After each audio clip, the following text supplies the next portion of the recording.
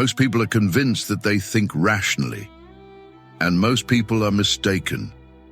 The problem is not that we are stupid. The problem is that we are too confident in our own correctness. That confidence is often exactly what prevents us from seeing reality as it truly is. Critical thinking is not simply the ability to reason. It is the skill of filtering information, separating facts from interpretations, and building a more accurate picture of the world. It helps us make fewer mistakes, evaluate both our own and others' beliefs more precisely, and form more grounded predictions about the future. You might ask, why is all of this necessary? Don't I already think well enough? Almost everyone considers themselves reasonably objective and intelligent. But statistics are stubborn. Most people believe their intelligence is above average. Obviously, that cannot be true for everyone. This relates to the Dunning-Kruger effect.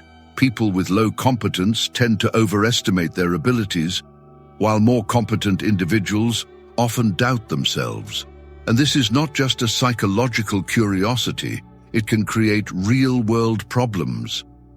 The danger appears when someone does not recognize their limitations, yet acts decisively and confidently. Imagine a pilot who is absolutely confident but poorly trained. You probably would not want to board that plane. The same applies to leaders, experts, managers, anyone responsible for making important decisions. If you do not consciously develop critical thinking, there is a high chance that your beliefs are less reliable than you assume. And this applies to all of us. One of the fundamental principles of critical thinking is the sincere acceptance that you might be wrong. Absolute and unconditional certainty is often a sign of closed-mindedness rather than strength. If you are 100% certain, you have eliminated the possibility of doubt. And that means you are not prepared to revise your position, even if new evidence appears. When we allow for the possibility of being wrong, we begin to take opposing arguments seriously. We become willing to change our minds if the facts require it. We may not know everything. We may overlook an important factor. We may rely on incomplete information. Everyone makes mistakes, and we are no exception. Many people believe that changing one's position is a sign of weakness.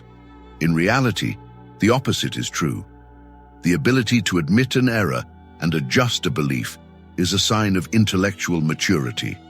The goal is not to be right at any cost. The goal is to move closer to a more accurate understanding of the world. It is useful to regularly ask yourself, what do I actually know? Where did this information come from?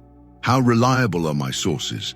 And how confident am I in this conclusion? It is important to avoid black and white thinking. Confidence exists on a spectrum. Today, you may be 70% certain. Tomorrow, you might be 85% certain. And new information may later reduce that confidence. This is normal. That is how sound reasoning works.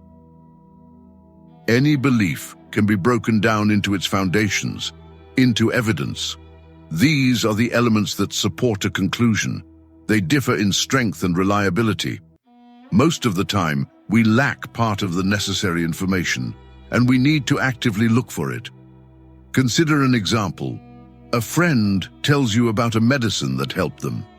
It was prescribed by a doctor, and after some time, their condition improved. What evidence do we have? First, the medicine was prescribed by a specialist. That is an argument in its favor. Second, the condition improved. Another argument, though weaker, since recovery could have occurred for other reasons. Now we search for additional information. Suppose we discover that the medicine is a homeopathic remedy. Numerous controlled studies have shown that such remedies do not demonstrate effectiveness beyond placebo. This becomes strong evidence against it, strong enough to outweigh personal experience and the authority of a single doctor. When there is a stable scientific consensus, it carries significantly more weight than isolated cases. This is how evidence is compared. Arguments for and against are weighed based on their strength and reliability. It is not always easy. We may not know all relevant facts, but it is essential to remain open to new information and adjust conclusions when necessary. Complex issues are often better understood when broken down into smaller components. By analyzing each part separately, we improve the accuracy of the overall picture. You can imagine it as a system of gears. By understanding each gear individually, you better understand how the entire mechanism works. This leads us to the concept of models. When we think about the world, we rely on internal models, representations of how things function and what to expect.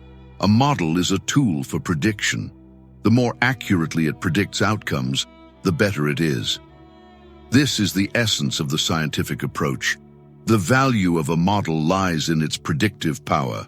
No model is final. Over time, more accurate descriptions may replace older ones. Science is a continuous process of refinement. Beliefs about the world only make sense if they are testable. If a claim cannot be confirmed or disproven by new evidence, it does not provide information about reality.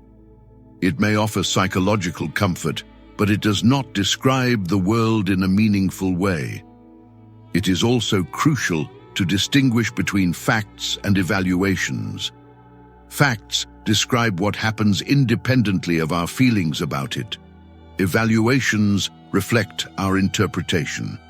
Critical thinking primarily operates with facts and the models built upon them. Finally, pay attention to the opinions of specialists and to the agreed position of the professional community when it exists. The scientific method includes replication, statistical analysis, peer review, and critical examination, which increases the reliability of conclusions. This does not mean blind trust, but scientific evidence remains the most systematically verified source of knowledge we currently have. If possible, it is useful to familiarize yourself with review papers and meta-analyses, which summarize the results of many studies. This strengthens the reliability of conclusions and provides a broader perspective. To summarize the key principles: distinguish facts from interpretations. Clarify what you actually know and on what evidence it is based. Think in terms of evidence and degrees of confidence. Be willing to revise your models. Rely on the most reliable sources available. Critical thinking is not a tool for winning arguments. It is a discipline of the mind. It is an ongoing effort to refine your picture of the world. And the more honestly we are willing to question ourselves, the closer we come to reality.